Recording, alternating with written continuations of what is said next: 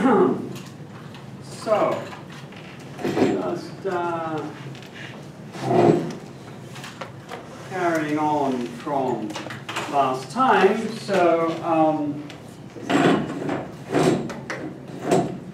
was a slightly laborious presentation just to get everything clear, but the end result is simple. So, all you need to know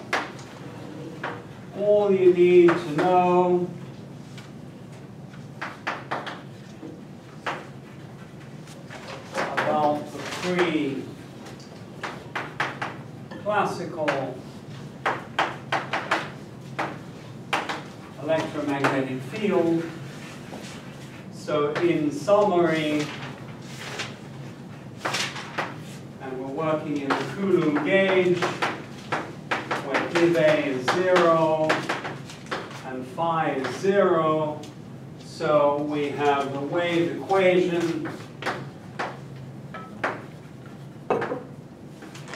Let us write it as A, 2 dots, minus del squared A is 0. Remember, we're working with C is 1. So we've got the wave equation, and we've got the Coulomb gauge condition, and the general solution.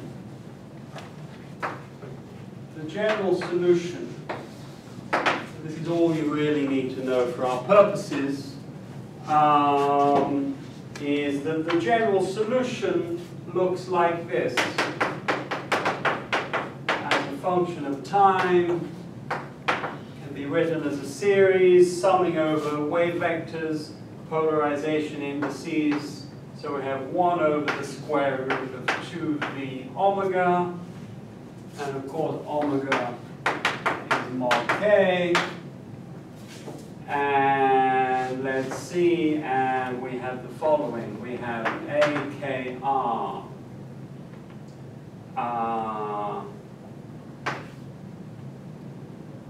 E to the I, k dot x minus omega t, plus the complex conjugate.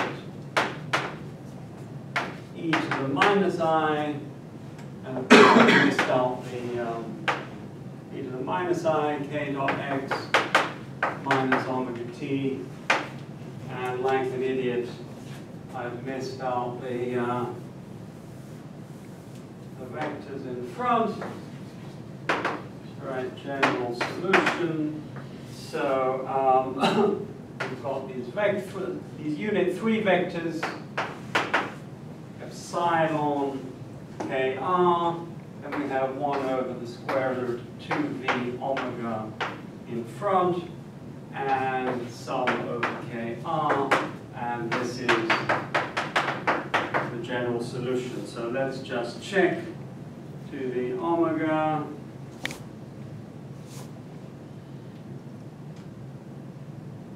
All right, where? So, k is 2 pi over L times a triplet of integers. So n1, n2, n3 is 0, plus or minus 1, plus or minus 2, and so on. The polarization index is 1 or 2. And we have these little vectors are orthonormal, so they're unit vectors that are orthogonal to each other.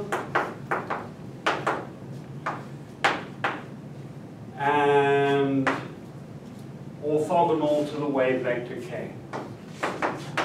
Epsilon k r dot k is 0. Okay, and here rs is 1 or 2. And that is it. That's everything, really. Really, all the, development presentation that we did was just to get to this. This is all we need in the Coulomb gauge. And just to recall the structure. So what is it? It's a superposition of plane waves. Each of these plane waves are moving in positive and negative x direction. Positive, moving both directions. For, what I mean, positive positive and negative wave vectors. Each of these plane waves is, of course, a solution of the wave equation, provided omega is equal to the modulus of k. So this is a solution of the wave equation. We want the solution to be real, so we've written the expansion in this form.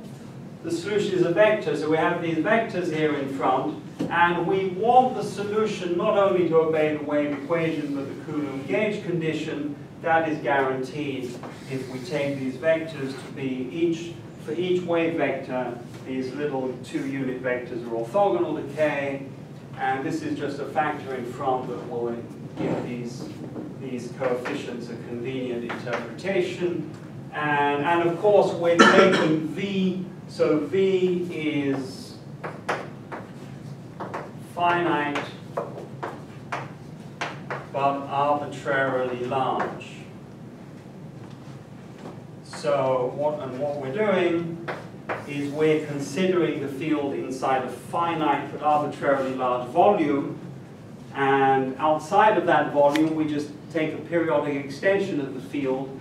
That means that inside that volume, so that means we have periodic boundary conditions. Okay, we take the volume such that the field at one edge, that the field repeats itself when you reach the other edge. That means we can write instead of writing a continuous Fourier integral, we can write a discrete Fourier series, and the continuous field reduces to a discrete set of degrees of freedom, and so the wave vectors k, the restriction to these values, where these are integers, is to ensure we have the periodic boundary conditions. Now, when I say v is finite but arbitrarily large, some people may find that confusing. Think, hang on, do you mean v is fixed, but you could choose it to be as large as you like? Okay, so that's what I mean. But v is finite, fixed, but if you as big as it could be as big as you want. All right. So that's the classical theory. And finally, as I hope you may have worked out, or maybe you're still working on it, but if I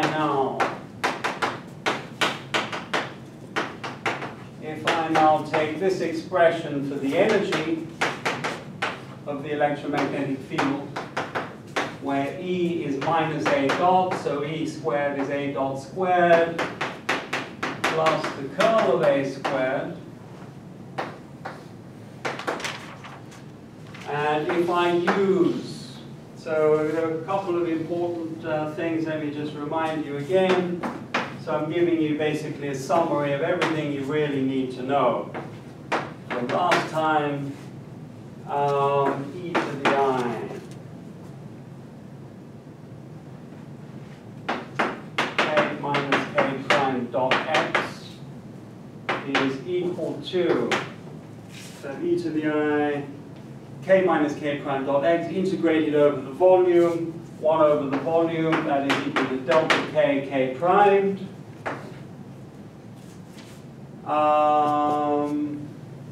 That is what you need.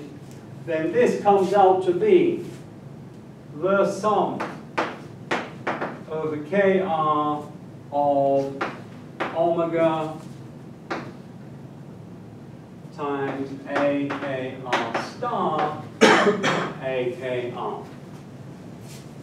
All right. And just for completeness, I just want to remind you also an important formula that you wouldn't have needed yet, but that we'll be using a lot, is remember this correspondence.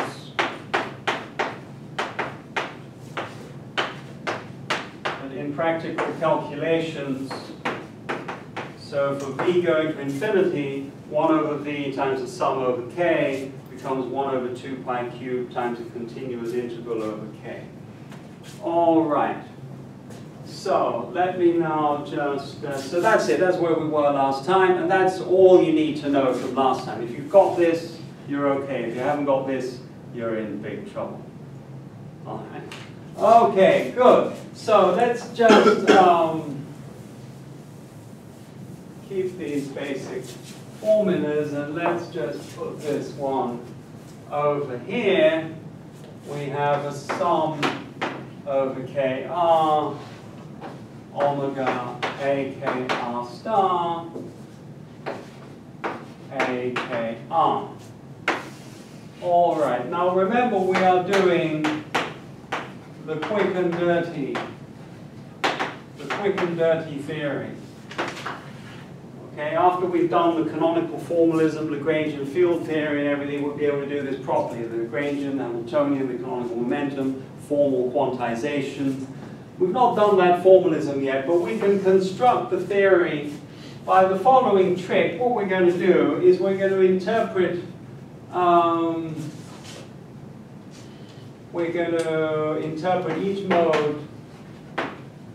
each mode K as a simple harmonic oscillator and promote AKR is going to become an operator, a lowering operator, and A star KR is going to become A dagger, satisfying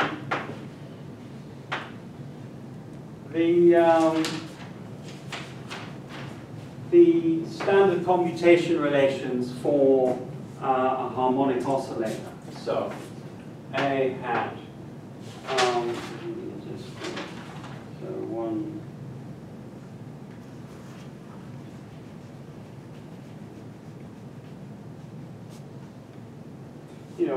one way to justify this, if you like, is you may remember we saw this equation when we had these amplitudes. Remember when we did the expansion just with x here, these were functions of time. We found from the wave equation that these amplitudes obey the following equation. Okay, with the solution, we took the solution to be AKR of t is AKR e to the minus I omega t. Okay, you remember that from last time. So these amplitudes, if when we do the expansion at a fixed time in terms of x, so just e to the ikx and these as functions of time, these amplitudes here obey a harmonic oscillator-like equation. So you can think of it that way if you like. Why? Okay, mathematically, even classically, mathematically, okay, you do a Fourier expansion with time-dependent coefficients, Fourier expansion in x. These time-dependent coefficients mathematically obey harmonic oscillator-type equations. So you can think of it that way. Okay, so that mathematically it's like a harmonic oscillator. But anyway, so we're going to take these commutation relations for the A hat and the A hat dagger, K prime S. So we've got different modes, K and K primed, and different polarization indices, R and S. And we've got K, K prime. I don't know why we don't use R and R primed. Who votes we use? I vote we use R and R prime. There we go. You're going to use K and K prime. Why not use R and R prime? The book uses R and S. But anyway, it doesn't matter. I find it more natural to write this. So this is delta R, R prime, delta K, K prime. And of course, the A's commute among themselves. And the A daggers commute among themselves. Now, what about the Hamiltonian?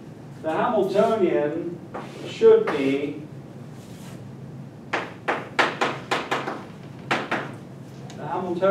is supposed to be, for a sum of harmonic oscillators, the sum over KR of omega A hat dagger KR A hat KR plus a half. And this is actually, let me emphasize, this is what you get by formal quantization methods. So see later.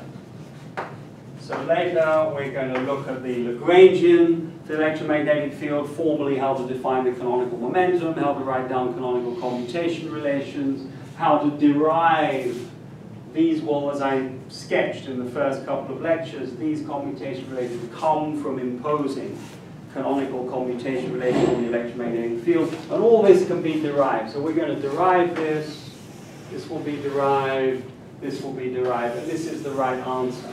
Okay? But now you might just ask, but from the point of view of this quick and dirty theory, how do I get from this to this? It looks as if we get the wrong answer. There's no factor of a half. So let me just show you from the point of view of the quick and dirty approach. Actually, you can do the following trick. These are the A and the A star are classes. So what I'm saying is if I replace A star by A dagger and A by A, you know, it looks as if I get just this term. Where's the factor of a half? But what you can do, these are classical quantities, they commute. This I can write. I could just as well write this as follows.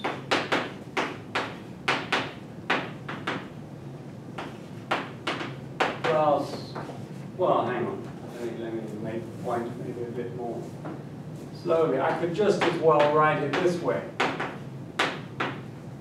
Doesn't make any difference, they're just classical. In the classical treatment, these are exactly the same. Or I could write it as a sum of an average of both possibilities. So I could just as well have this in the classical theory. And I could then say, okay, now let's replace A star by A dagger and A by A hat.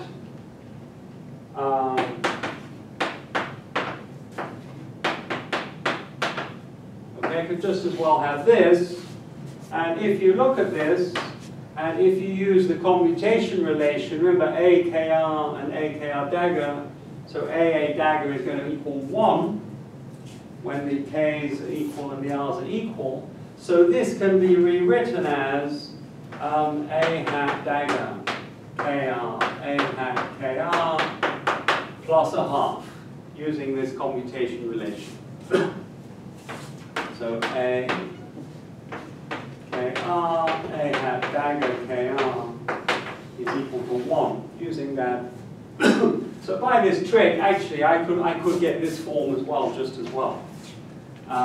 So now you might say, well, how do you know which one is correct? How do you know it's this? How do you know it's not just A dagger A? All right, the answer is, from this point of view, this quick and dirty approach, you don't know. But when we do the formal quantization method, this is what we get. Okay, this is what we get. So, never mind now about the classical theory. The aim here is to write down the formalism for the quantum theory. So now what happens here, everything becomes an operator. So what we can do is say, well, everything you need to know about the free quantum electromagnetic field is that we're in the Coulomb gauge.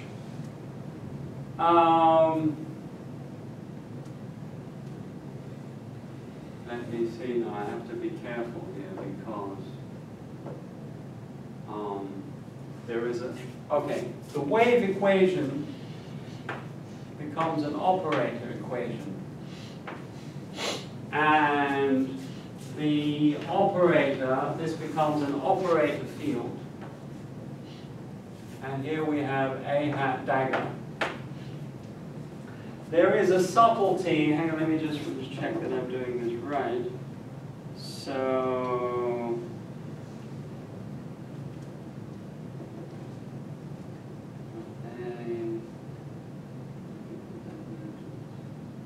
yes, there's a subtlety. You might think that this just becomes an operator equation, but actually this has to be interpreted. This is not really relevant now.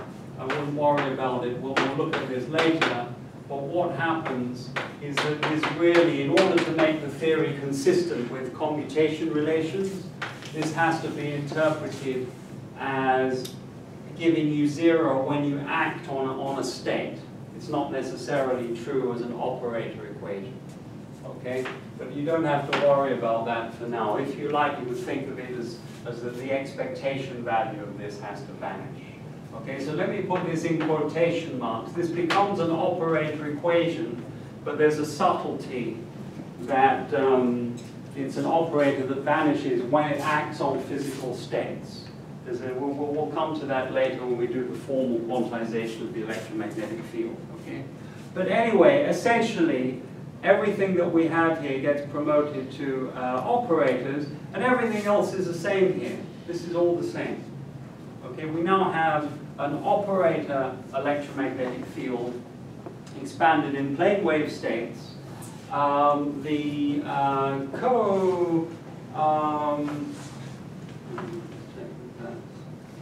on, I think maybe I'm saying something wrong. Sorry, I missed.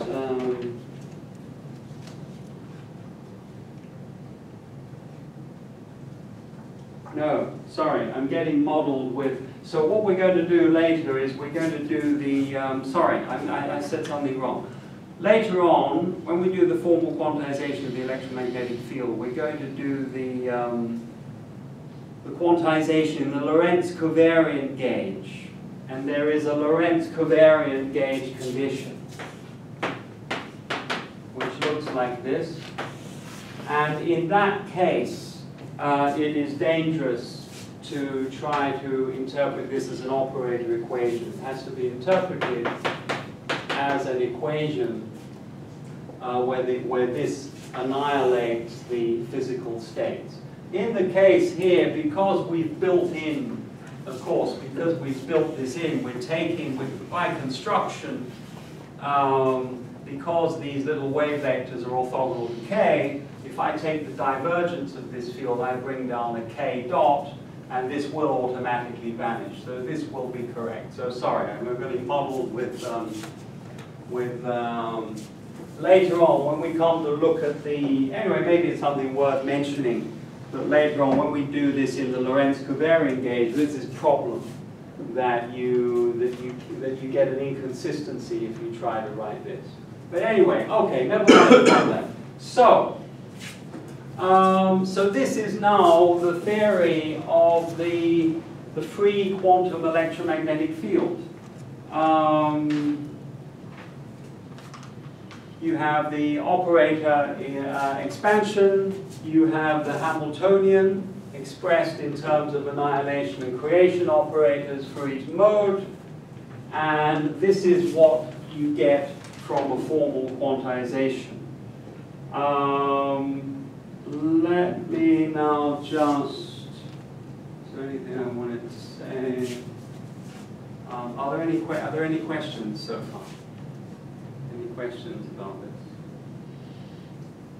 If there's an operator which for an arbitrary state gives the result 0 when you act on it, then it's not operating identically equal to 0. So, okay, so what happens, I mean, in a way, maybe it's a pity I got onto this, but what happens in the covariant theory is the so-called, is in order to make the theory covariant, you have to introduce unphysical states that have negative norms.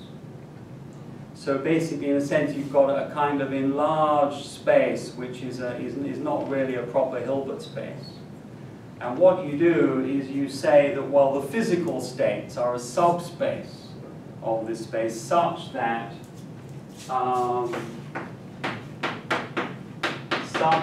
this is true. If you try to impose this on the full space, you get an inconsistency with the commutation relations. So it's a funny formalism. You have to assume that, well, we have to work with a larger space of states, not all of which are physical, and the gauge condition is valid in the subspace of physical states. So that's what's happening. So there actually is not the same. But we don't have that problem here. So let me repeat that. I'm sorry I was getting confused. We do not have that problem here. Okay, I'll say it one more time. We do not have that problem here. I mean, you can see, if you take the divergence of this, it is 0 by virtue of this thing. So no problem. Okay, good. So now I have to actually say, so one thing I wanted to say is congratulations. Congratulations. So you have reached the edge of physics. So in the following sense, that all the physics you've studied so far, they will always tell you, well, we know that there's a better theory. You study Newtonian mechanics, well, we know this breaks down at high speeds and at small distances. So you're just learning baby stuff. When you come to do your quantum mechanics courses, well, this is only for low energies. We have a theory, the better theory that works at higher energies. You study Newtonian gravity, well, it's only for weak gravitational fields, there's general relativity, and so on. Here, there is no better theory. There are, in the sense that there is no accepted, established better theory of the electromagnetic field. So, if you look at the most advanced physics of today, and you ask how does it describe the electromagnetic field, this is it. The free electromagnetic field by itself is described by these equations. And there is no theory that you can point to that say, well, there's an established theory that is better. But this is just an approximation. There is no. There are speculations, there's string theory and so on, but no established theory. So you're at the edge of physics. So let's look at some properties of this theory. So, well, we already looked at, let me just hang on, give you a brief reminder. Recall for the harmonic oscillator. So if I'm just thinking about one mode, so I've got A dagger in 1, and you should know that there's the number operator. The number operator. Number operator. It has eigenvalues. Let's call them n is 0, 1, 2. We have, so what do I mean? So that means n hat n. Okay, if I look at the eigenvalue problems, this is just basic quantum mechanics of the oscillator that you should know. And you should know that, so of course for one mode, the Hamiltonian is just omega A hat dagger A hat plus a half. And you should know that when I act on, so these are useful equations, important equations to know, remind you, if I take the annihilation operator and I act on the nth excited state, it lowers the energy level, and there's a factor in front, n to the half. And if instead I act on the nth energy state with the creation operator, it raises the energy, and I get the square root of n plus 1. Maybe write it as n plus 1 to the half, and like this. So one way to remember these, either the factor, is it n or n minus 1 or n plus 1 to the half? It's always the square root of the largest integer. So here n is bigger than n minus 1. It's the square root of the biggest integers that's appearing. Anyway, remember it however you like. But anyway, so if you lower, act with the lowering operator on the nth state, you get n minus 1 with this factor. If you raise, act with the raising operator, you get this factor. And I should remind you also that you get the nth state. So if I start with the ground state and I act with the creator, with the raising operator, go to the first excited state. If I act with the raising operator again, I can go up and up and up. So if I start with the ground state and I act on it with the raising operator n times, I will get the nth energy level. And if I include a factor 1 over the square root of n factorial, I get the normalized state, the nth excited state. Okay, so this is just reminding you things you should know and remember. And of course, the energy, going a bit all over the place here because I don't want to rub out these equations, but the energy, of course, at the nth level, the energy of the nth level is omega times n plus a half. All right, so they're just a quick reminder of things you should know. I'm reluctant to rub out these equations, but I think maybe I'd better do so, otherwise.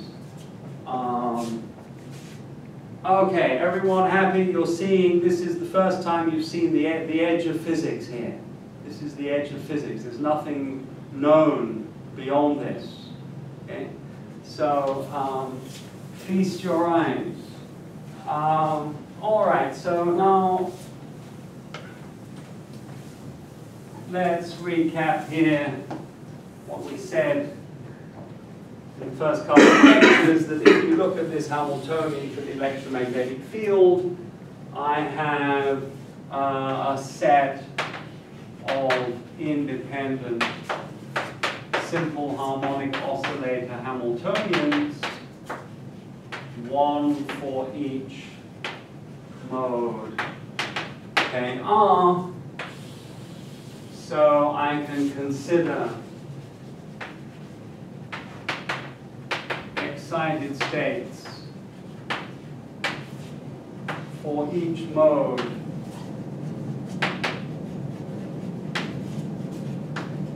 independently.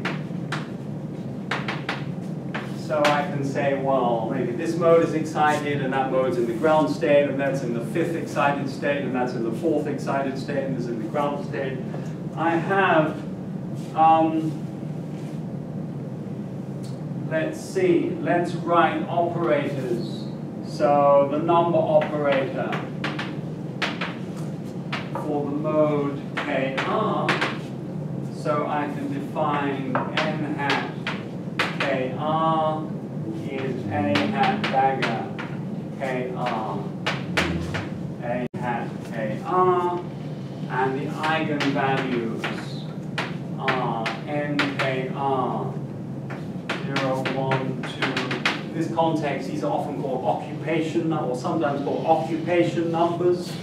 You know, the what energy level is occupied in this mode. And of course we have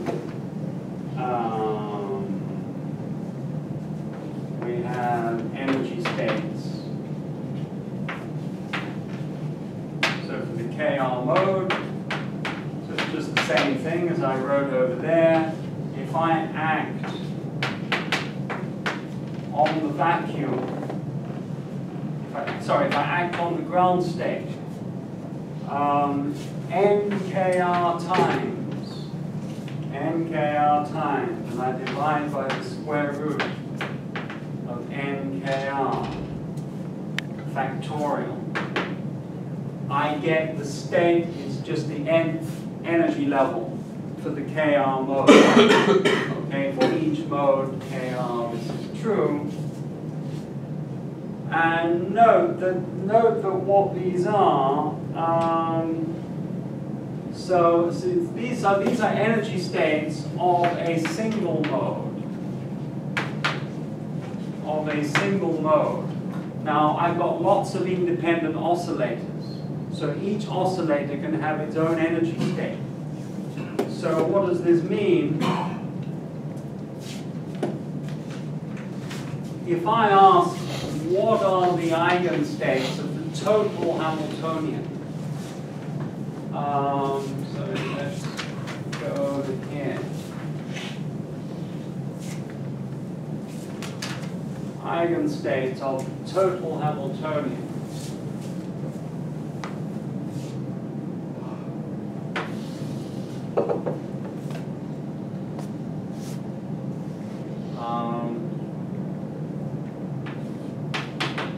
Eigenstates of total Hamiltonian. Sorry, there should be a hat. Maybe I forgot it off. Anyway, there's a hat. If I solve this eigenvalue problem, here write this E. So I try to figure out what are the energy levels and eigenstates for the complete total electromagnetic field. The answer is the states take the following form. They are products. So let me write it like this. Imagine I consider, so each mode can have its own occupation number. So I could write it like this, nk, so the decayed mode, there are two possible polarization indices. So the mode K1 will have some occupation number, nk1, could be anything. Could be 0, 1, 2, 3. The K2 mode could also have its own occupation. What about, then there's of course K prime 1 and K prime 2, and there's K double prime 1 and K double prime 2, going on and on and on. This is a product. This is a product of, so formally, if you're familiar with tensor products, I've got, for each mode KR, so each mode, so this could just be written as a product over the modes of these states. So this state I wrote down here, this is the energy state of a single mode. And I've got an infinite number of modes. So the energy states of the whole system are products over energy states for the individual modes. Okay, and this is, now be careful, there's a misprint in the book. The book, I remember this causing confusion once when I wrote the book for some reason. Has given these K's and R's an index I, and this is actually wrong because the K's and R's are varying independently of all possible K's, and for each K, R can be 1 or 2. Anyway, maybe it's better if you, but it's just in case you look at the book and you get confused, the way they've written it there is not really right. Anyway, so you could write this, you could write it like this. Say, look, I've got, all of these different occupation numbers. So that this is what the general energy state looks like, where the energy level, where the energy eigenvalue is the sum of the energies for all the individual oscillator states. Sum over KR, omega, NKR plus a half. Plus a half. So now, these are the energy levels of the electromagnetic field. And remember the interpretation interpretation.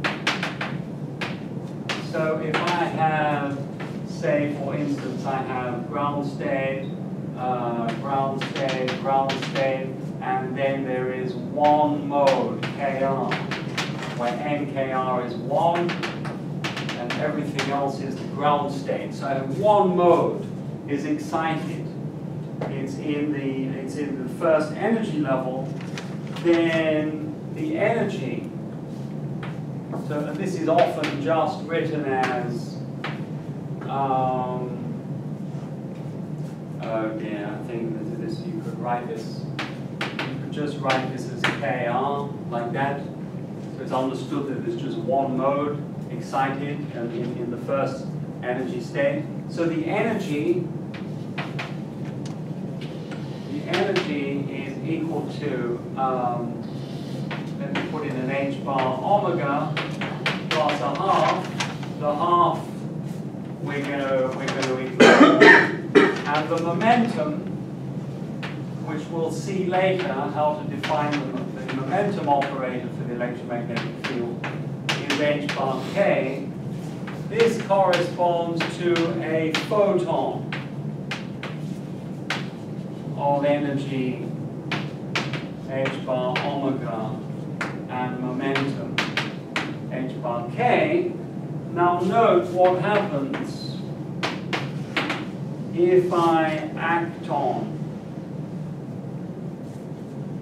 and of course, if you, as we discussed before, there's no need to go over it again. If I have two modes excited, they say I've got two photons, or if this mode was in the second energy level, I'd say I have two photons with this energy and this momentum. If I had two different modes in the first energy level, I would say, well, I have two photons, one with this energy and momentum, one with that energy and momentum, and so on. The Antony daggers, let us say I have a state where the kth mode has some occupation number n, and the other modes, like excited, they might not, whatever. Let me now act on this state with this lowering operator, A. What happens to it? What happens to it? Remember, this is the lowering operator for the Kr mode. So it acts only on this part of the state. This state is a product over different modes. This operator acts just on the Kr mode. So what it does, the action of this operator is blind to what's in here, and the result, it's just as if it was acting on this piece alone. So what you get is NKR to the half times here everything is the same, and the NKR is reduced by 1. So what this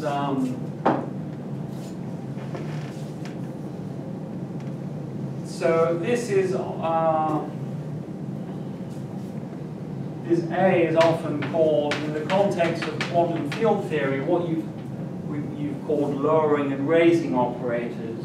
This is called the annihilation.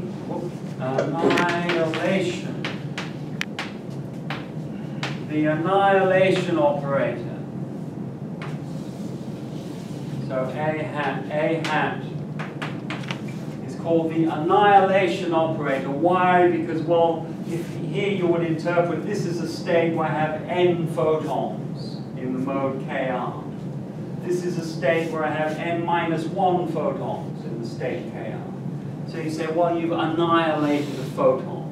This is a heuristic language. You say, I mean, really all it is, you say, look, the K-off mode was in the nth energy level. You've reduced the energy level by 1. But because the energy levels are evenly spaced, you interpret these as numbers of photons. So you say, well, here I have n photons, here I have n minus 1 photons. One of the photons has disappeared, been annihilated. It's an annihilation operator. If I act on that state with a dagger,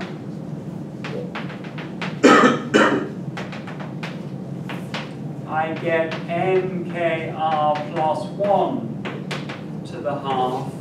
Here everything is the same, and NKR plus 1. The nth mode has n plus 1 photons. And so here, in this context, a dagger is often called the creation operator. The creation operator. So creation, so instead of lowering and raising operators, is often called annihilation and creation operators. So you impress your friends in the bar, tell them about annihilation and creation operators, the creation and destruction of photons by these operators.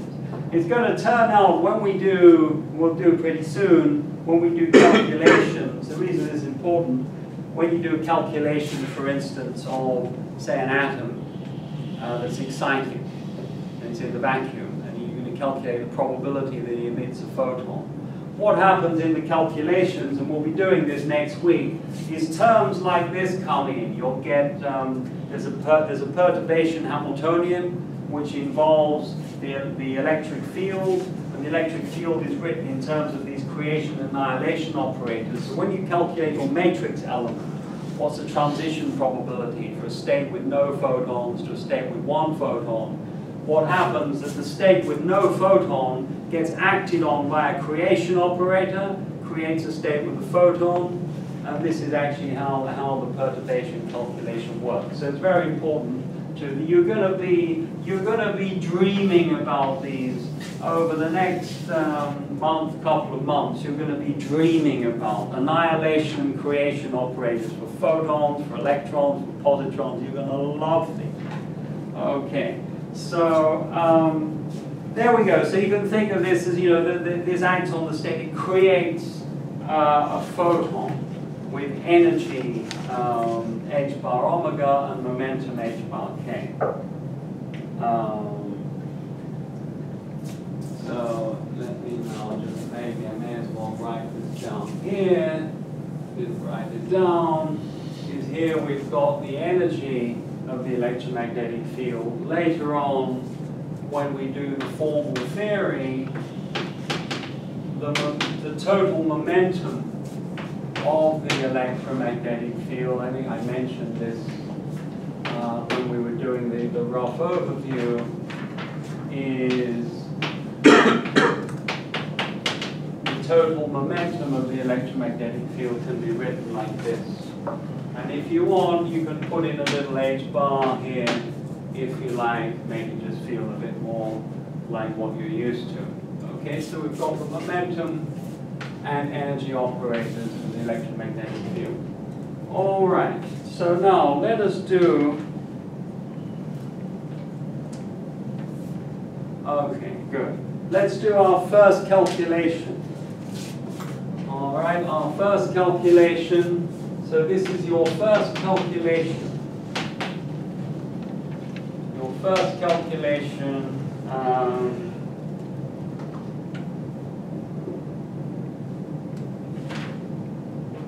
First calculation at the edge of physics. You are now at the boundary of what is known. Beyond is the unknown.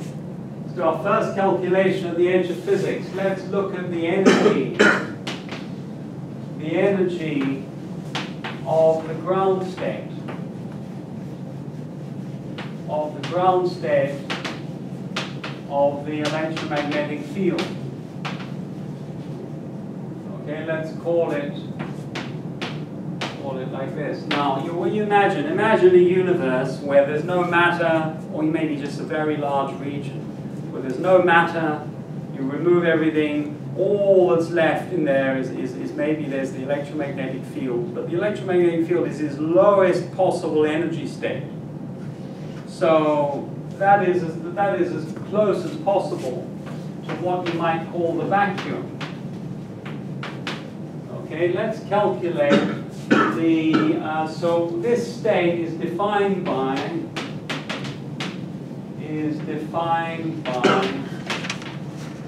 so the annihilation operator for the KR mode, when it acts on the vacuum, will actually give you just 0. Okay, it's just like the discussion for the standard oscillator. it annihilates the ground state. And this is true for every mode Kr.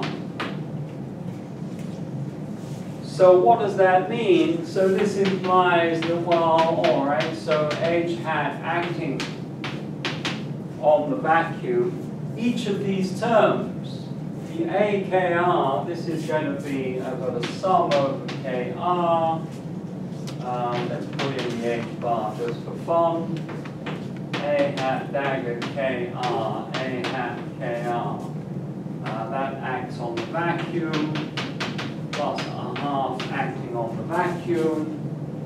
All right, so I'm just acting on the ground state with this operator. This is a sum of terms. Each of these terms here is 0. So this comes out to be just a half sum over KR H bar omega acting on the vacuum, acting on. So it's just, and that is of course the eigenvalue. Okay, I've just confirmed, I mean, what we already know, that this is the eigenvalue. The energy of the ground state is given by that sum. So now, when we did our hand-waving presentation, I told you there's a problem. Now we can just actually work it out properly. The energy, let's actually work out the energy density of the vacuum. So impress your friends in the bar. Tell them, in our class this morning, we calculated the energy density of empty space. The energy density of the empty, of what is going to be? It's going to be the ground state energy divided by, remember we've got this big normalization volume V. So I have 1 over V times this energy eigenvalue. So this is E0. This is the energy of the ground state, which is a half sum over KR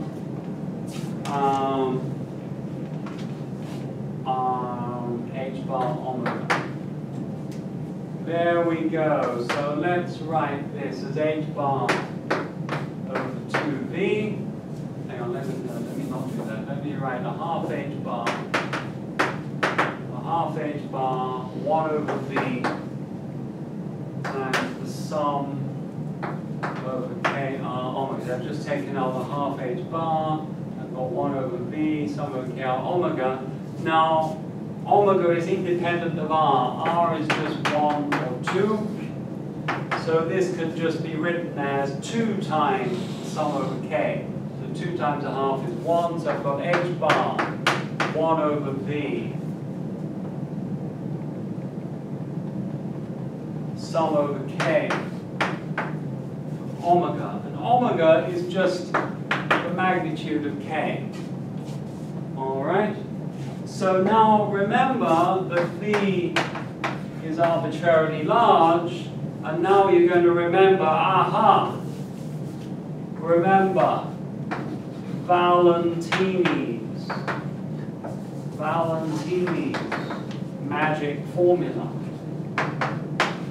All right, it's not really Valentini's formula, but anyway, let's call it Valentini's magic formula, where this just becomes H bar. So 1 over V sum over K becomes 1 over 2 pi cubed times an integral over all K of the magnitude of K. I'm not confused, I don't want you going around. It's not really Valentini's formula. But anyway, okay, but it's a very nice formula to remember. Please remember this. We're going to be using this a lot when you want to, because as I said, it's convenient to write the theory for finite volume V, so everything becomes discrete. But when you do a practical calculation, you don't want to work out an infinite sum. You prefer to work out an integral. And in any case, V is arbitrarily large, so these are equivalent. Anyway, so here we are. We're calculating the energy density of the vacuum. So what do I have here? can we work out this integral? So I have, let us see, this is an integral. I have 4 pi mod k squared d mod k, right, my volume element.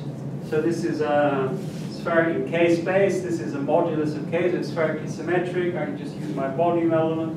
It's 4 pi r squared dr. Let me write r is mod k. Oh, hang on, let's not get confused with the other index. Anyway, so we have this times d mod k. Have I done that right? I've done that right. Okay, so I've got 4 pi h bar over 2 pi cubed. Let's call mod k omega. So I have an integral from 0 to infinity. Remember, of course, this goes from 0 to infinity. Omega is mod k.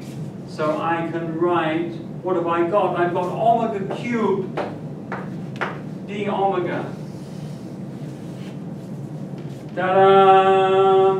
So let's write our grand result. Your first calculation at the edge of physics is that the energy density of the vacuum is given, so that's 8 pi cubed h bar over 8, so that's 2 pi squared. Is that right? 2 pi squared h bar times the integral from 0 to infinity of omega cubed d omega, which is, of course, infinity. So, the energy density of the vacuum is predicted to be infinite. Now, as I mentioned, people think, so this is actually, you know, the edge of physics. The energy density of the vacuum is infinite. So people think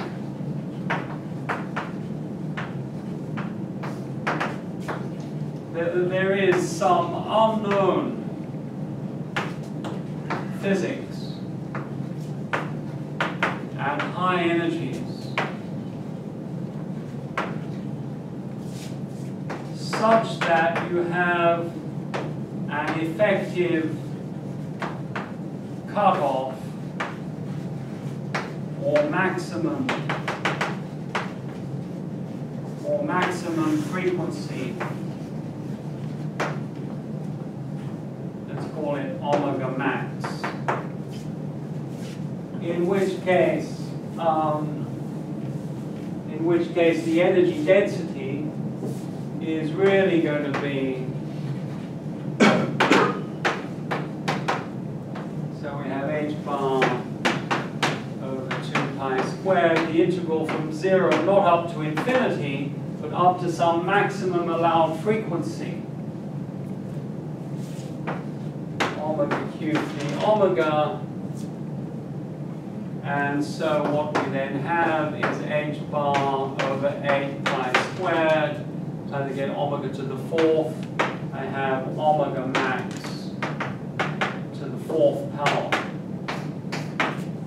Now, some people think that the omega max maybe has something to do with Planck frequency, blah blah, and then you get huge numbers here, and really nobody knows what the answer is. Nobody really knows what the answer is. So let me just put a big question mark. But for our purposes, so your first calculation of the edge of physics is a total disaster. All right. But the trick, so the trick to ignore this trick is let us measure all energies with respect to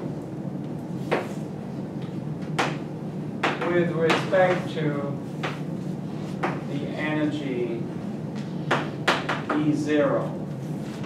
So we take this energy as formally the origin. Now what that means is, though in effect we replace, in effect what is done is that you have, so when you do the formal quantization of the electromagnetic field, this is the result that you get for the Hamiltonian.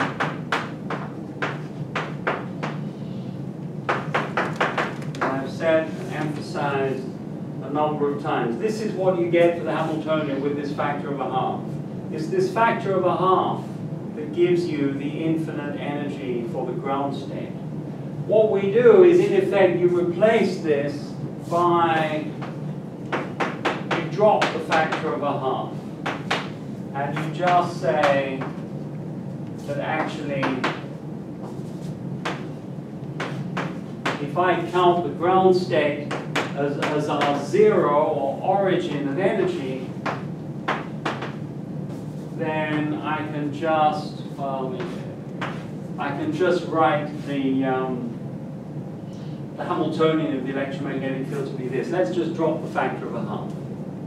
Now it's a cheap trick, but it works. It will work for our purposes. Similarly, the momentum operator, there was also a factor of a half.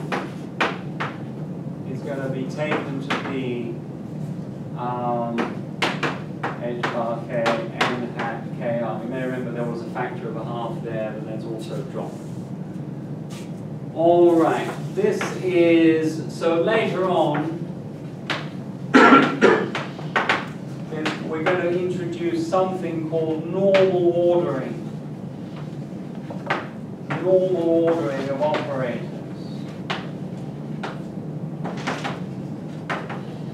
which implements this trick. It's just a slightly fancier way. You may remember, for instance, in the classical theory, the A and the A star, there was an ambiguity as to which way around they were written. Anyway, there's something called normal ordering, which I'll define later. But if you say I'm going to redefine all of my observables to be normally ordered operators, then it turns out that you automatically get this. But it's just a slightly more general way of implementing this trick. But I emphasize, you do the formal theory of the quantization, this is what you get. And it is thought that the thing about the vacuum energy, you might just think, well, maybe the vacuum energy just isn't there, it's just some artifact, this is silly. Well, actually, there's something called the Casimir Effect, where if I take two metal plates, and there I have boundary conditions for the electric fields of the plates. And if you quantize the electromagnetic field in there, this is actually now a real box, it's a real finite cavity. If you quantize the electromagnetic field, it looks just like this. And you find that there is, in this case, there's not a maximum frequency, but there's a minimum frequency, or there's a maximum wavelength. Okay, you can't have, because the electric field has to vanish at the plates. The wavelength is a bit like the particle in the box. So you're doing quantum mechanics. You get these wavelengths. It could be like this or like this. It can't. The wavelength can't be bigger than the size of this box. So what happens is when you calculate the energy, this energy. Here, there's a discrete sum. You're not going to let the box become infinite. This is a finite box, and this is a discrete sum. And it turns out that it's still infinite. But if I change the size of the box, if you actually move these metal plates, it changes the sum by a finite amount. And what that means is that in effect, so it amounts to an attractive force between these metal plates. Okay, in order to pull these plates apart, I would have to. So these are two metal plates in the vacuum. but there's actually a small attractive force between them. And to move them apart, I actually have to pull on them and do work. And what it is, the presence of the metal plates, long story short, is shifting the vacuum energy by a finite amount. So the energy of the vacuum is still infinite, but the presence of the plates shifts it by a finite amount. And this has been measured. This has been measured a long time ago. So it's called the Casimir Effect. And two metal plates in the vacuum actually attract each other slightly. So because of that, a lot of people argue that, well, the vacuum energy is real. Okay, our theory is predicted to be infinite, but it is actually real. You can't just say, well, it's just a mathematical artifact. It's not there. It is really there. Okay, I want to say one last thing. I'm going to give you a homework problem. This is the first really serious, well, I've already said that. So this is the first really, really serious homework problem. So it is, let's see, I just got it here.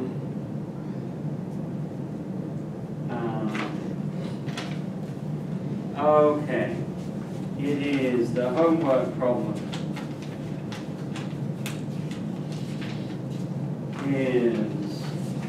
So homework.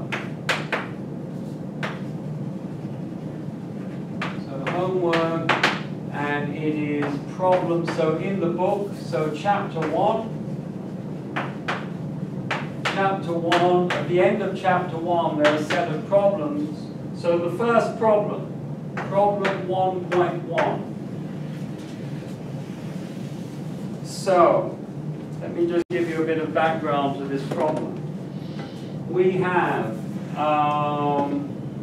the following expansion for the vector potential in the Coulomb gauge. Oh my God. Simon K.R.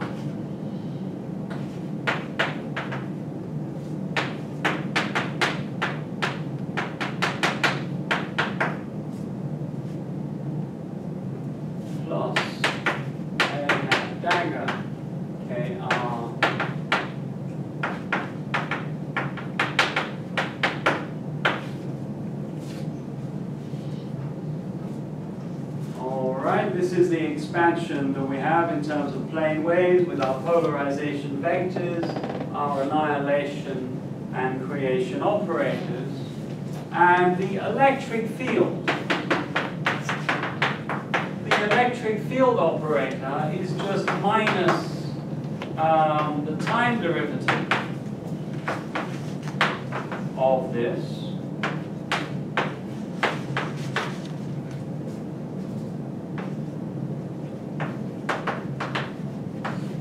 So I bring down, for each term here, I bring down a minus I omega. And for the other terms, there is a plus I omega. So here I've got an expression for the electric field operator.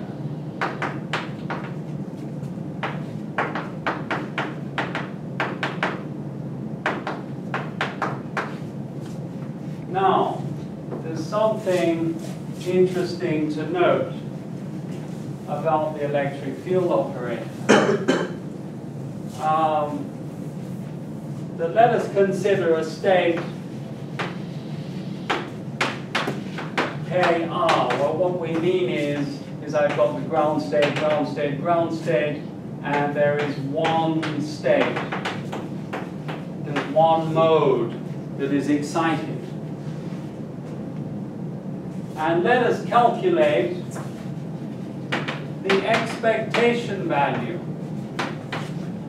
The expectation value of the electric field operator at a point x in space time t, so we're saying at some given time t, at this point x in space, there's an electric field operator given by this expression. What's the average value of the electric field in this state? So, you should be able to show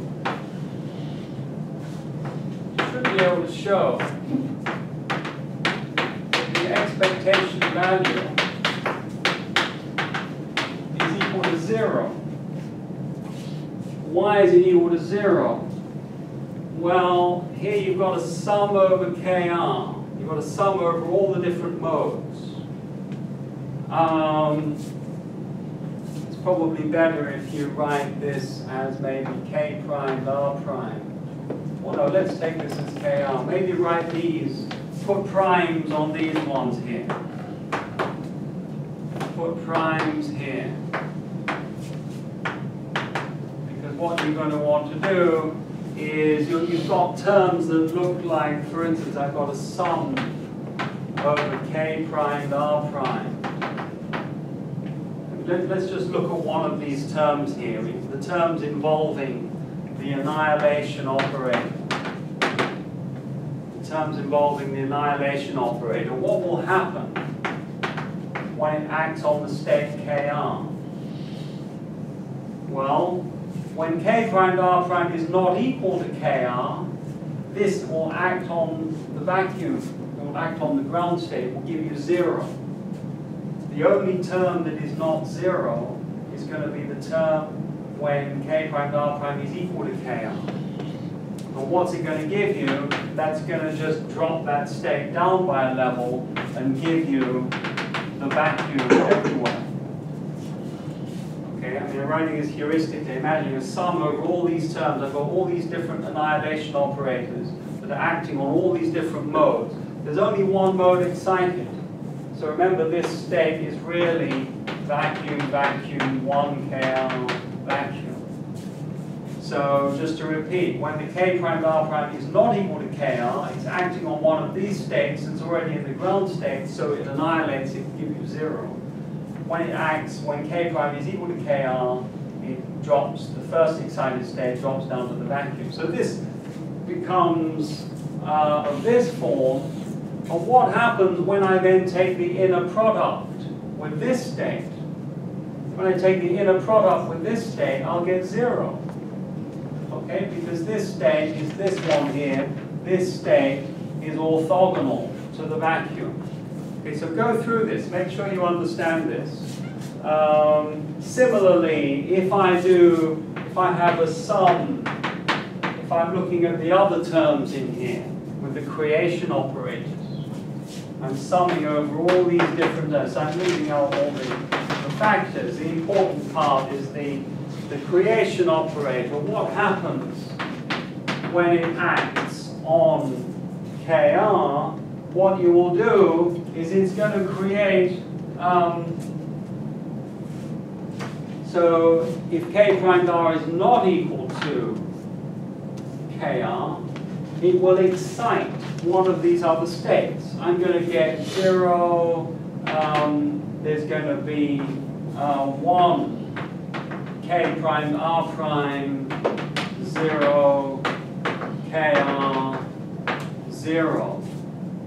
Okay, and I'm going to have a sum over all the possible k prime r prime not equal to kr. It's a bit tedious to write it down precisely, but if you think about it, you should understand.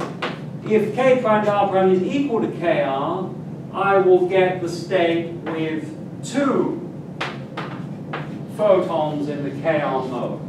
Okay? So I'm acting with creation operators on all the different possible modes. If I act on a mode that's different from this, I have 2 modes excited. If I act on a mode that's the same, that mode is now doubly excited. Okay?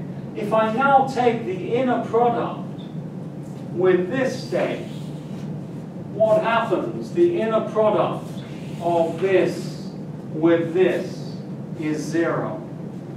The inner product of this state with this is again 0. Okay, so you should be able to convince yourself that this expectation value is 0.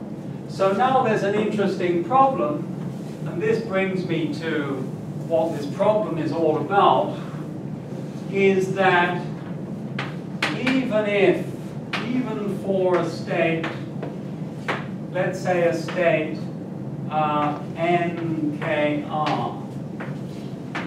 with nkr very large, so I have a large number of photons,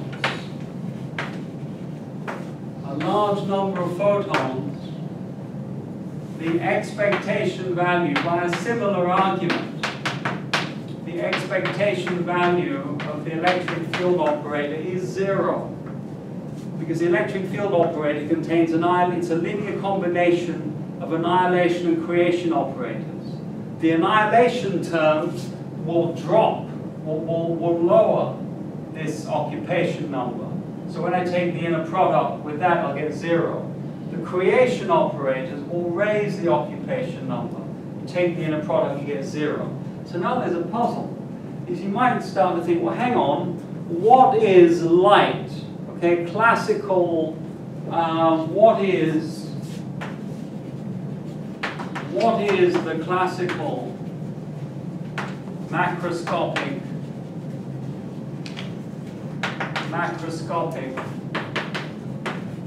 electromagnetic field?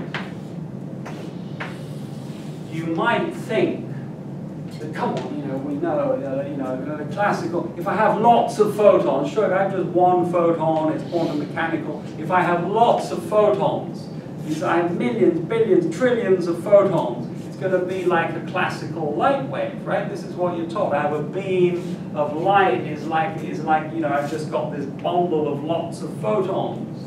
So surely if I have a state where the KR mode is very highly excited, where this number is trillion, surely it's going to be like a classical electromagnetic field. But actually, you calculate the expectation value of the electric field, it comes out to be 0. So this is not, so in other words, what is the classical maximum? It is not this state here, it is not that state.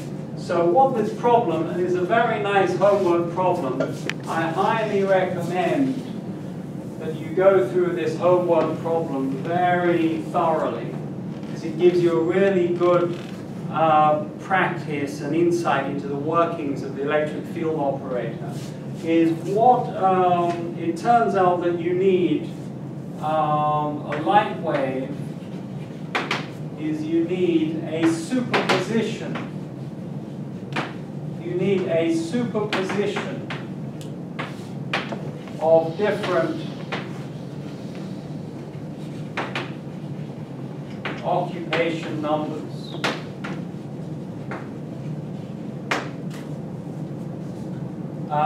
To create a state such that, if you look at the, so the superposition is defined in the homework problem. For historical reasons, it's called a coherent state, but it is a, so you're looking at one mode,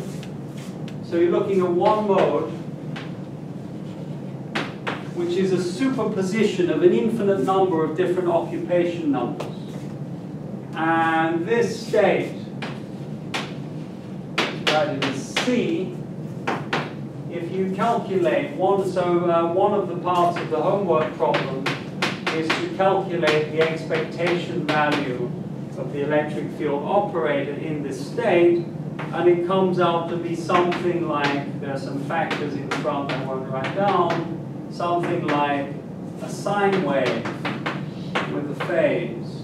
It actually, the expectation value of the electric field looks like an oscillatory wave, like the kind of electromagnetic wave that you've seen. And the mean square, you're also going to calculate the mean square fluctuation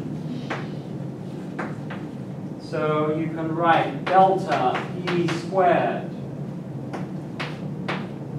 which is defined to be the expectation value of the square of the electric field operator minus the expectation value squared. Okay, usual thing. You're going to calculate that.